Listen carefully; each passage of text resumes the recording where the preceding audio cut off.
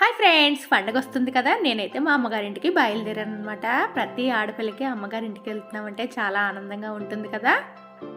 మేమైతే మధ్యాహ్నం 12:30 అయిందనమాట రైల్వే స్టేషన్కి వచ్చేసరికి.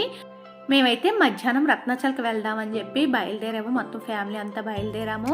రైల్వే స్టేషన్కి వచ్చేసరికి ఫుల్గా రైల్వే స్టేషన్ అంతా కూడా జనాలతో నిండిపోయి ఉందండి. ఇంకా ట్రైన్ ఎలా ఉంటుందో అనుకున్నాము, కానీ మేము ఎక్కవలసిన ట్రైన్ అయితే 2:15కి వచ్చింది. 12:30కి రావాల్సిన ట్రైను.